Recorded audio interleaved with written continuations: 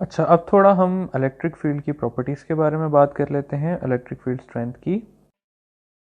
तो electric field strength की जो दो मेजर प्रॉपर्टीज़ हैं जो हमने हर जगह पे पढ़नी होती है, तो पहली ये है जी के इलेक्ट्रिक फील्ड स्ट्रेंथ जो है हमारे पास वेक्टर क्वांटिटी है, ठीक है। और दूसरी चीज़ अगर हम यूनिट की बात कर लें तो यूनिट्स हमारे पास इलेक्ट्रिक फील्ड स्ट्रेंथ के दो हैं जो कॉमनली यूज़ होते हैं। एक हमारे पास है न्यूटन पर कूलम जो कि इसका एसआई यूनिट है, और दूसरा हमारी किताब में लिखा हुआ है वोल्ट पर मीटर। तो ये वोल्ट पर मीटर हम आगे डिटेल से पढ़ लेंगे, लेकिन ये आप लोग काइंडली याद रखिएगा कि वोल्ट पर मीटर भी इलेक्ट्रिक फील्ड स्ट्रेंथ का ही यूनिट है। अच्छा, अब अगली चीज़ आ गई कि ये हमने देख लिया कि इलेक्ट्रिक फील्ड स्ट्रेंथ एक अदद वेक्टर क्वांटिटी है, तो इसका कोई ना कोई डायरेक्शन भी होगा, तो और इक्वेशन भी होगी। तो हमने इलेक्ट्रिक फील्ड को स्केलर फॉर्म में पढ़ा है कि electric field is equal to F by Q. तो इस इक्वेशन की वेक्टर फॉर्म है electric field vector is equal to force vector divided by Q. और हमने जो सेकंड इक्वेशन पढ़ी है वो हमने पढ़ी है electric field strength is equal to K Q over R square. तो इसकी जो वेक्टर फॉर्म है वो है मेरे पास K Q over R square into R unit vector, या K Q divided by R cube into R vector. तो ये वाली इक्वेशन, ये वाली इक्वेशन और ये वाली इक्वेशन क्या है हमारे पास वेक्टर फॉर्म है किसकी, इलेक्ट्रिक फील्ड की। अब बात कर लेते हैं इलेक्ट्रिक फील्ड के डायरेक्शन के बारे में, ठीक है, इलेक्ट्रिक फील्ड के डायरेक्शन के बारे में। तो इलेक्ट्रिक फील्ड स्टूडेंट्स याद रखें कि हमारे पास डायरेक्टेड होती है away from the positive charge, और साथ ही साथ डायरेक्टेड होती है टूवर्ड्स द नेगेटिव चार्ज, ठीक है। तो अगर मैं कहूं कि एक अदद यहां से पॉजिटिव चार्ज पड़ा हुआ है, तो इसकी इलेक्ट्रिक फील्ड कहां जा रही होगी, इससे दूर जा रही होगी। और अगर कोई नेगेटिव चार्ज पड़ा हुआ है तो उसकी इलेक्ट्रिक फील्ड उसके तरफ आ रही होगी। तो इलेक्ट्रिक फील्ड डायरेक्टेड होती है away from the positive charge और टूवर्ड्स द नेगेटिव चार्ज। लेकिन फोर्स का ये हिसाब नहीं होता, ठीक है। फोर्स के हिसाब के लिए आपको मैं दो चीज़ आगे पढ़ाने लगा हूँ, जीरो फील्ड पॉइंट और एक सवाल। उससे मुझे उम्मीद है कि आप लोगों को ये कॉन्सेप्ट क्लियर हो जाएगा जो मैं आगे समझाना चाहता हूँ। एक सवाल है मेरे पास, सवाल कुछ ऐसा है कि टू पॉजिटिव चार्जेस हैं मेरे पास, टू पॉजिटिव चार्जेस हैं। एक जो है वो मेरे पास है 2 माइक्रोकूलम का, और एक जो है वो है मेरे पास -2 माइक्रोकूलम का। सवाल कुछ इस तरह से है कि एक इलेक्ट्रिक फील्ड है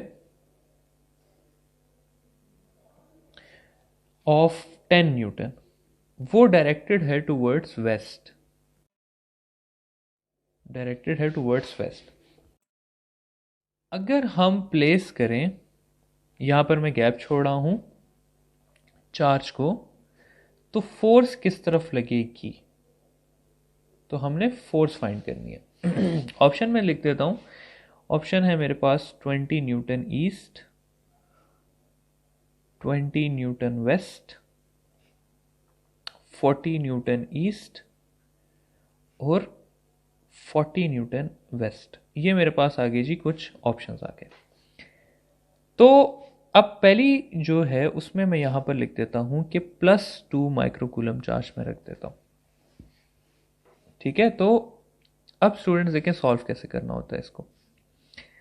20, अब फोर्स मेरे पास इक्वल है,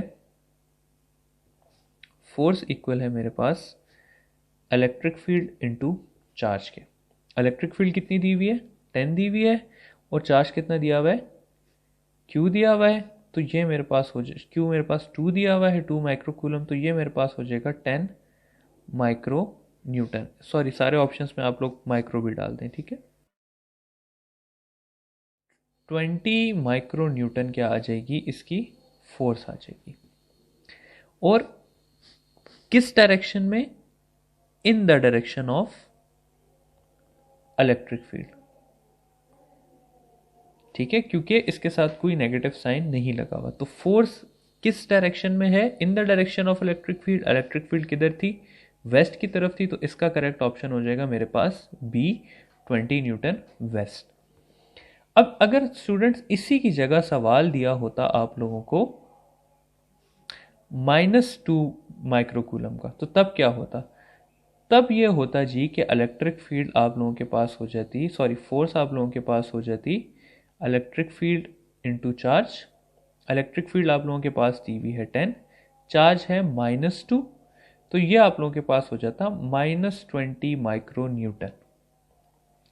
तो -20 किसी भी वेक्टर के साथ माइनस लिखा हो तो उसका मतलब होता है ऑपोजिट डायरेक्शन।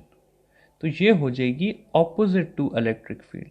तो अगर इलेक्ट्रिक फील्ड वेस्ट पे थी तो ये किस तरफ हो जाएगी?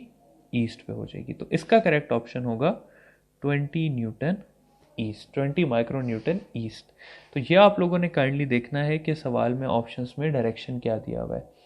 अगर तो पॉजिटिव चार्ज होगा तो यहाँ पर जो हमने देखा है वो क्या देखा है कि अगर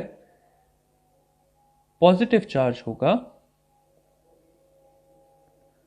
तो E और F सेम डायरेक्शन में होंगे,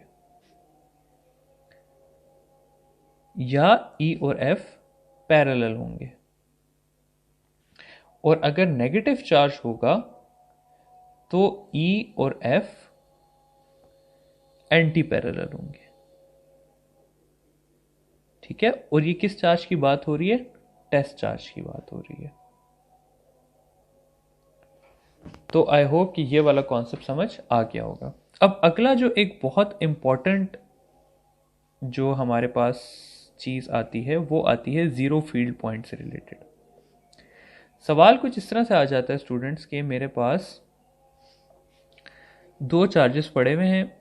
एक फॉर एग्जांपल मैं कह देता हूँ कि 16 है और दूसरा माइक्रो लगा हो सकता है, नैनो लगा हो सकता है, और दूसरा जो है मेरे पास वो है 4 का।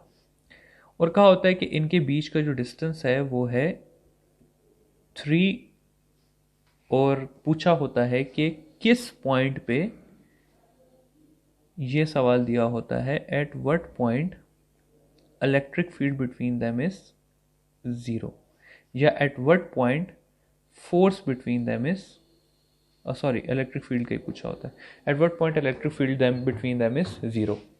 देखिए स्टूडेंट, इसमें सबसे पहले तो मैं आपको एक टाइप का सवाल समझाना चाहता हूं आइडेंटिकल चार्जेस का। ठीक है, अगर आपके पास आइडेंटिकल चार्जेस दिए हों, फॉर एग्जांपल मैं कहता हूं कि 2 और 2 के चार्जेस हैं और वो 4 के डिस्टेंस से सेपरेट हुए हुए। तो अगर आइडेंटिकल चार्जेस हों तो डिस्टेंस डिवाइडेड बाय 2 उनका ज़ीरो फील्ड पॉइंट होता है। तो अगर दो चार्जेस 2 और 2 के 4 सेंटीमीटर पे प्लेस्ड हैं तो 2 सेंटीमीटर उनका ज़ीरो फील्ड पॉइंट होगा, यानी कि 2 सेंटीमीटर वो डिस्टेंस होगा जिस पे कोई इलेक्ट्रिक फील्ड प्रेजेंट नहीं होगी। ठीक है, लेकिन अगर ऐसा कोई सवाल आ जाए जैसा कि अभी हमने ऊपर लिखा हुआ है, सवाल क्या है, दोबारा रिपीट करता हूं कि एक 16 का चार्ज और एक 4 का चार्ज 3 सेंटीमीटर के डिस्टेंस से सेपरेट हुए हुए हैं, और हमने क्या फाइंड करना है? ज़ीरो फील्ड पॉइंट फाइंड करना है। तो इसको कैसे सॉल्व करेंगे? इसको सॉल्व करने के लिए हम ये ले लेते हैं कि electric field due to first charge is equal to electric field due to second charge.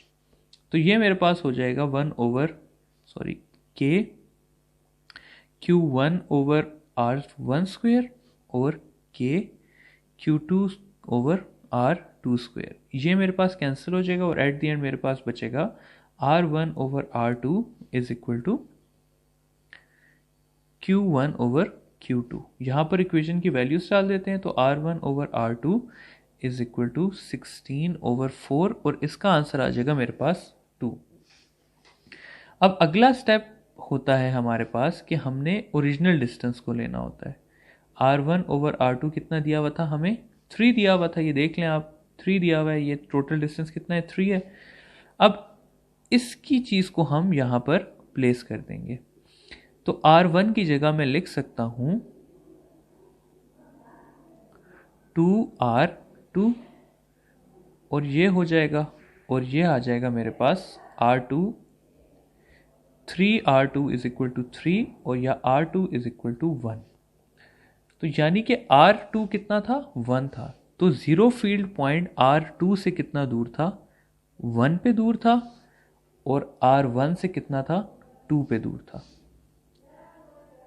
तो यानी कि ये कोई ऐसा पॉइंट बनेगा, R1 से डिस्टेंस कितना था, 2 था, और R2 से डिस्टेंस कितना था, 1 था। मैंने यूनिट्स इसलिए नहीं यूज़ किए कि आप लोगों को कोई भी यूनिट्स दिए जा सकते हैं।